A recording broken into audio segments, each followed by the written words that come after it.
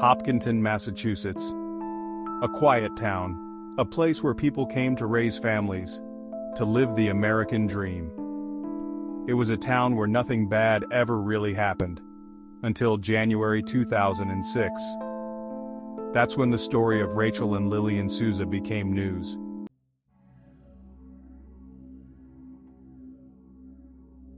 Days turned into a week. Rachel and Lillian were gone. No one had heard from them. Family members, unable to shake the feeling that something was wrong, decided to contact the police.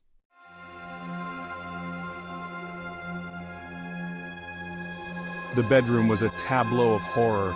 Rachel lay still on the bed, her arm outstretched as if reaching for her baby.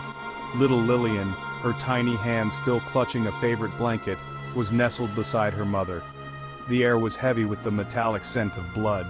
Detectives worked methodically, collecting evidence, searching for any clue that might lead them to the perpetrator.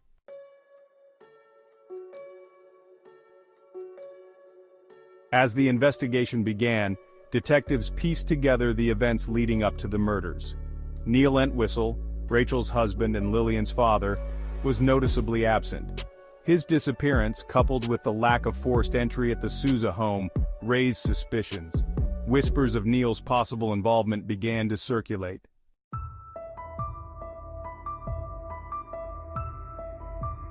The search for Neil Entwistle led investigators to Logan International Airport, where they discovered he had boarded a one-way flight to London the day after the murders.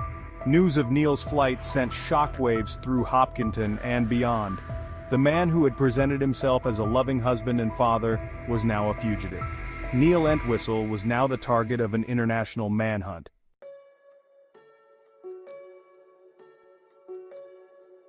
As authorities delved deeper into Neil Entwistle's life, a disturbing pattern of deception began to emerge. The seemingly successful businessman was living a double life, hiding a mountain of debt and failed business ventures. Neil was a master manipulator, weaving elaborate lies to maintain the illusion of success. His life was a house of cards, built on a foundation of lies.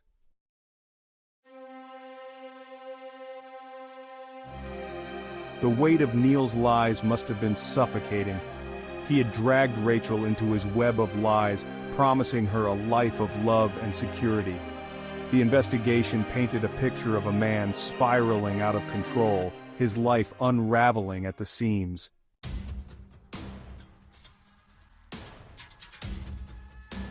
In the digital age, our lives are increasingly intertwined with technology, our every move leaving a trail of data. Neil's internet search history was particularly damning. He had been obsessively researching ways to kill someone, searching for information on firearms, poisons, and disposal of bodies. His digital footprint provided a chilling roadmap to his dark intentions.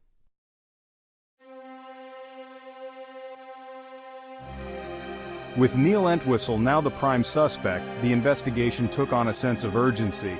The manhunt for Neil Entwistle captivated the world. As the net closed in, Neil's options dwindled. The walls were closing in, and soon, Neil Entwistle would have to face the consequences of his actions.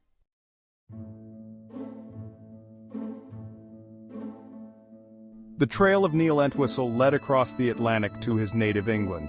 His escape, however, was short-lived. The news of Neil's arrival in England sent shockwaves through the nation. The British public now saw him as a monster, a coward who had betrayed the trust of those closest to him.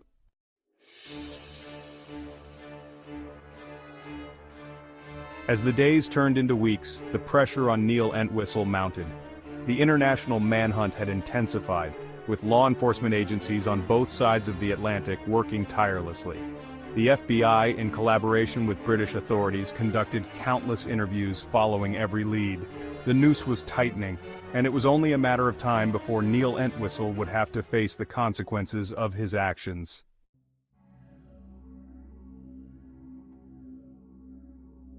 Hiding in plain sight proved impossible for Neil Entwistle. On February 9, 2006, Neil Entwistle was apprehended by British authorities in a London Underground station. The arrest was swift and uneventful. The news of his capture spread like wildfire. bringing a sense of relief to a community still reeling from the shock of the murders.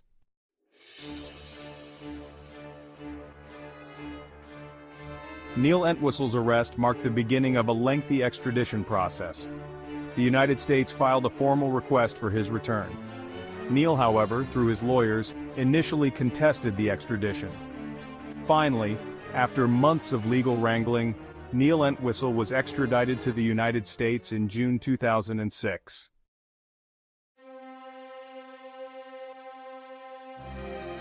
The trial of Neil Entwistle began in June 2008. The prosecution, led by District Attorney Jerry Leone, presented a methodical and damning case. The evidence painted a clear picture of a man driven to murder by his own selfish desires. The digital footprint of a killer laid bare for all to see.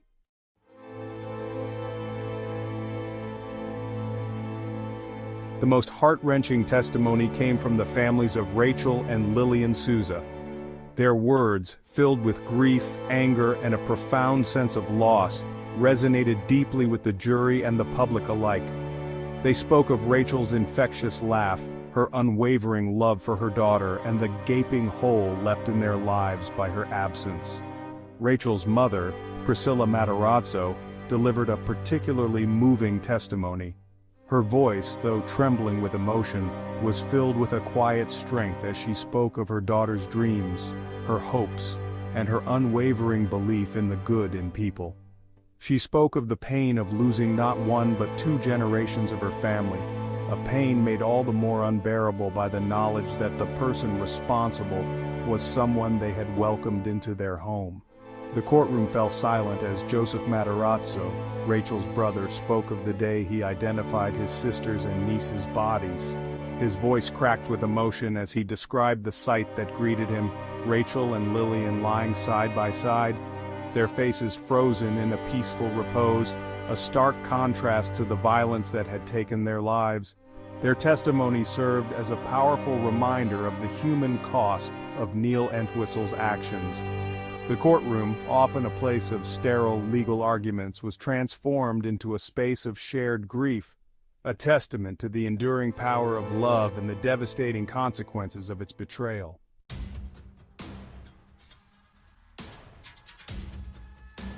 Neil Entwistle's defense team, led by Elliot Weinstein, faced an uphill battle. The evidence against their client was overwhelming, and public opinion had already condemned him. Their strategy, therefore, focused on planting seeds of doubt, on suggesting alternative explanations for the murders, and on portraying Neil as a deeply troubled but ultimately innocent man. They argued that the prosecution's case was circumstantial, that there was no direct evidence linking Neil to the murders. They suggested that Rachel, struggling with postpartum depression, had taken her own life after killing Lillian, and that Neil, upon discovering the bodies, had panicked and fled. They painted a picture of a loving husband and father, devastated by the loss of his wife and child, who had made a series of poor decisions in the wake of an unimaginable tragedy. They argued that his escape to England was not an admission of guilt, but rather a desperate attempt to seek solace and support from his family. Their arguments, however, rang hollow in the face of the overwhelming evidence against their client. Neil's web of lies, his chilling internet searches, his cold and calculated escape, it all pointed to a man capable of unspeakable acts. The defense's attempts to portray him as a victim of circumstance, a grieving husband and father, seemed both desperate and disingenuous. The tension in the courtroom was palpable. The jury, their faces etched with responsibility, filed back into the courtroom. Judge Diane Kottmeyer addressed the jury, reminding them of their duty. The clerk asked the foreman if they had reached a verdict. "We have, Your Honor," he replied. The verdict, when it came, was swift and decisive. On both counts of first-degree murder, the jury found Neil Entwistle guilty. A collective gasp swept through the courtroom. The sentencing hearing was a formality, the outcome a foregone conclusion. Neil Entwistle, his fate sealed by the jury's verdict, sat emotionless as impact statements were delivered. Family members of Rachel and Lillian approached the podium, their voices trembling with grief and anger.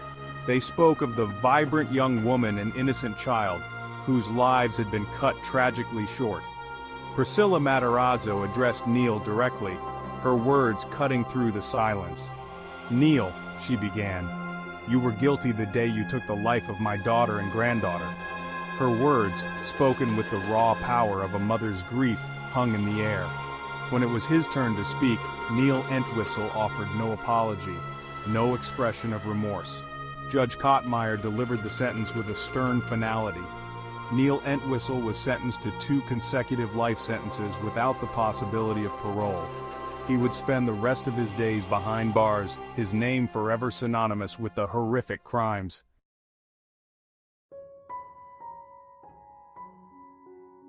The quaint town of Hopkinton, once an emblem of suburban tranquility, bore the weight of the tragedy like a scar etched deep within its heart. The idyllic image of white picket fences and children's laughter was forever tainted by the specter of the Souza murders. The community, once bound by a shared sense of safety and security, now grappled with a newfound vulnerability, the realization that evil could penetrate even the most idyllic of facades. The yellow crime scene tape that once cordoned off the Souza home was gone, but the memory of the horror that unfolded within those walls lingered. Neighbors, once accustomed to casual waves and friendly greetings, now walked with a palpable sense of unease, their eyes darting to the windows of the house that stood as a silent reminder of the fragility of life. The community gathered for vigils, their candles flickering in the darkness, a testament to the enduring spirit of hope and resilience. They sought solace in shared grief, in the knowledge that they were not alone in their pain. Yet, the questions lingered, the doubts persisted. How could such a thing happen here? Could it happen again? The Souza murders left an indelible mark on Hopkinton, a haunting reminder of the darkness that can lurk beneath the surface of even the most seemingly perfect lives. The town, forever changed by the tragedy, would continue to heal, to rebuild, but the scars of that fateful January would remain, a somber testament to the fragility of innocence and the enduring power of grief.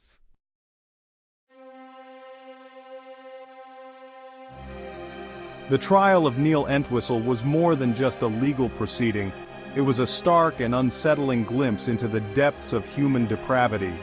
The man who had presented himself as a loving husband and father, who had charmed his way into the hearts of a family and a community, was exposed as a master manipulator, a cold-blooded killer driven by greed, selfishness, and a chilling disregard for human life.